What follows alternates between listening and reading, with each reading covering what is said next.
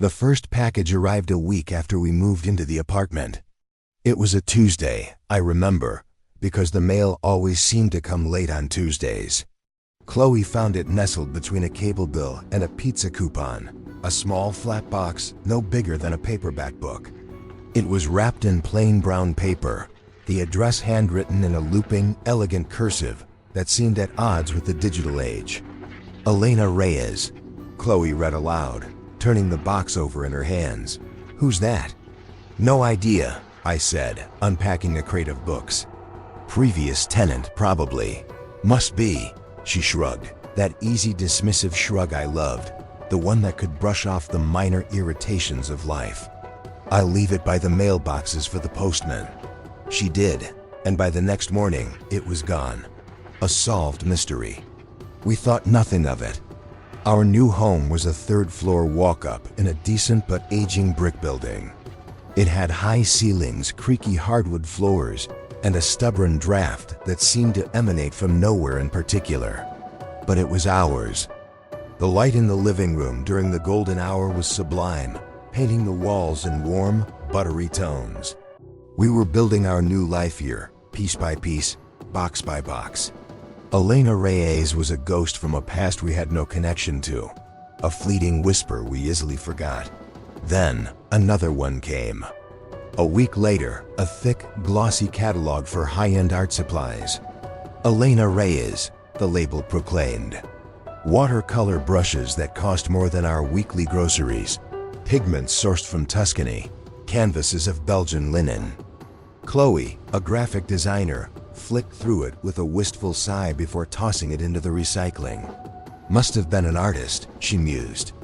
The following week, it was the first issue of an obscure literary magazine, the Oracular Review, its pages smelling of ink and intellectual pretension. Addressed, of course, to Elena Reyes. This time, a faint prickle of annoyance ran down my spine. It felt less like a mistake and more like an intrusion. We hadn't just moved into an apartment. We had moved into someone else's life, and her mail was refusing to let us forget it. "We should start writing, return to sender," I said to Chloe, grabbing a black marker. I scrawled the words across the magazine's cover, the ink bold and definitive. "She doesn't live here," the letters screamed. "Leave us alone." But the mail kept coming. A bank statement from a credit union we'd never heard of. A postcard from a museum in Madrid, signed with an indecipherable initial. A sample packet of an expensive jasmine-scented perfume. Each piece was a tiny, paper-shaped anchor, tying the ghost of Elena Reyes to our home. We became diligent in our returns, a daily ritual of rejection. Yet, the presence grew. Elena Reyes was no longer just a name. She was a silhouette slowly gaining form in the empty spaces of our apartment. I found myself wondering what she looked like. Was she the jasmine perfume or the intellectual journals? The art supplies suggested passion, the bank statements a mundane reality. The contradiction made her feel more real, and her absence more profound. The turning point was the phone call. It was a rainy Thursday evening.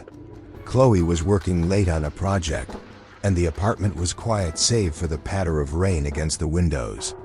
The phone, a relic we kept for emergencies, rang with a shrill, jarring sound that cut through the silence. I picked it up. "Hello?" There was a pause, filled with the hollow static of a long-distance line. Then, a woman's voice, soft and threaded with anxiety. Is Elena there?" I sighed, the well-rehearsed line already on my lips. "I'm sorry, there's no one here by that name. You have the wrong number." Another pause, longer this time. I could almost hear her breathing, shallow and quick. I was about to hang up when she spoke again, her voice dropping to a conspiratorial whisper that made the fine hairs on my arm stand up. "Tell her," she breathed, "tell her Marianne is sorry. She knows what for." The line went dead, leaving only a dial tone buzzing in my ear. I stood there, the receiver gripped tightly in my hand. Marianne is sorry. She knows what for. That call was a key turning in a lock deep within our new home. opening the door to a history we didn't understand, one laden with regret and unspoken apologies. It was no longer misdirected mail. It was a personal plea, a thread from a story that was dangerously close to tangling us in its plot. A cold dread, subtle but persistent, began to seep into the walls of our apartment. A few days later, the dread took physical form. It was a Saturday afternoon. Chloe was at the farmer's market, and I was battling a stubborn IKEA bookshelf when the doorbell rang. I opened the door, expecting a neighbor or a lost delivery driver. The man on our doorstep was well-dressed, mid-40s, in a perfectly tailored wool coat. He had a head of salt and pepper hair and a charming, disarming smile that seemed practiced, yet effective. "Hello," he said, his voice smooth and confident. "I'm looking for Elena." My guard went up immediately. "I'm sorry, she doesn't live here," I said, starting to close the door. He held up a hand, his smile never faltering. "It's just, I have something of hers." He produced a small, black velvet jewelry box from his coat pocket, holding it delicately between his thumb and forefinger. "It's important. She'd be wanting this back." The box looked ancient and expensive. The sight of it, coupled with his unwavering smile, sent a jolt of alarm through me. This wasn't a mailman or a wrong number.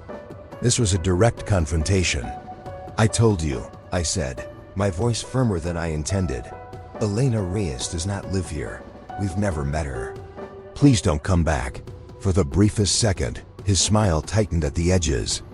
It was a microscopic crack in the polished facade. But his eyes were what truly terrified me. They were flat and cold, like two chips of dark glass. They didn't reflect the light from the hallway.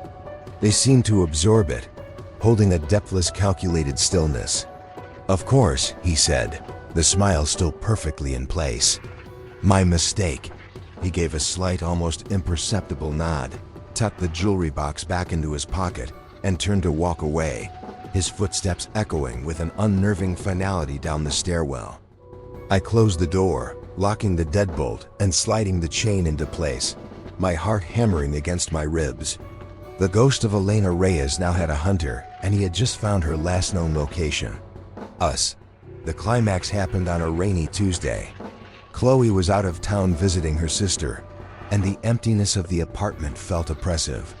I was working late at the kitchen table, the blue glow of my laptop the only light, the storm outside a constant rumbling companion. The buzzer for the main building door screeched through the silence, making me jump. I pressed the intercom button. "Yes?" I called out. No answer, just the sound of the rain, a steady hiss against the speaker. Kids, I thought, or someone pushed the wrong button. I went back to my work, the tension in my shoulders slowly easing. A minute later, the buzzer rang again, a long, insistent, angry sound. Annoyed, I stabbed the button. "Hello? Who is it?" This time, a voice came through, but it wasn't a normal voice. It was a distorted, electronic whisper, dragged through a poor connection and what sounded like a voice modulator, stripping it of all humanity. It was a sibilant, guttural rasp that filled the tiny speaker. "Elena!" It hissed, the syllables stretched and twisted. "Let me in." My blood turned to ice water. I dropped the intercom, stumbling back from the wall, my breath caught in my throat. He was here. He was downstairs. I ran to the peephole, my heart a frantic drum in my ears, and peered into the hallway. It was empty, illuminated by the single flickering fluorescent light at the far end. I disconnected the intercom at the wall, the sudden silence feeling more threatening than the noise. I called the police, my voice shaking as I explained the situation. They came. They shone their flashlights around the empty, rain-swept foyer. They took a statement. They found nothing, of course. It was just a prank, they said. A sick prank. I didn't sleep that night. Every creak of the old building was a footstep on the stairs. Every rustle of the wind was a whisper at my door. The next morning, hollow-eyed and frayed, I opened the front door to get the newspaper. There, sitting squarely in the center of our welcome mat, was a final package. It hadn't been mailed. There was no stamp, no postmark.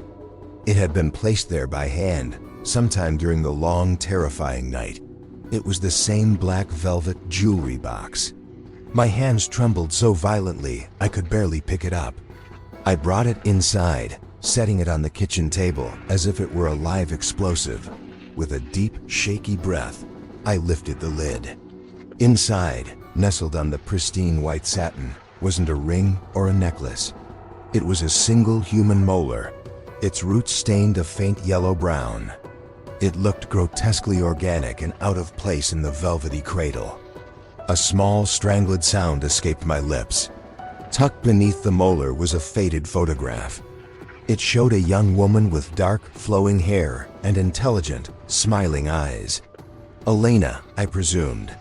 And next to her, his arm wrapped around her in a possessive, tight grip, was the charming man from my doorstep. His smile was the same, but in the context of the photograph, it looked less charming and more triumphant. On the back, in that same elegant looping cursive, was the inscription, "Forever, my Elena." We moved out a month later. The dream apartment had become a prison of paranoia. We broke our lease, ate the cost, and told the landlord only that we had a family emergency. He was annoyed, but he didn't press. On the final day, as I was packing the last of my books from the bedroom closet, a loose baseboard near the floor caught my eye. It wobbled when I brushed against it. Driven by a morbid final curiosity, I pried it loose with the edge of a screwdriver. The space behind it was dark and filled with cobwebs and dust. And tucked inside, as if deliberately hidden, was a plastic sleeve. My breath hitched. I pulled it out. Inside was a California driver's license. The photo was of the young woman from the picture, her smile brighter, less haunted. The name, Elena Reyes. The address listed was our apartment. The expiration date was over 2 years ago. The final piece of the nightmare, the twist that sealed the horror, was the small handwritten note on a scrap of paper folded behind the license. The script was different from the elegant cursive on the mail in the photograph.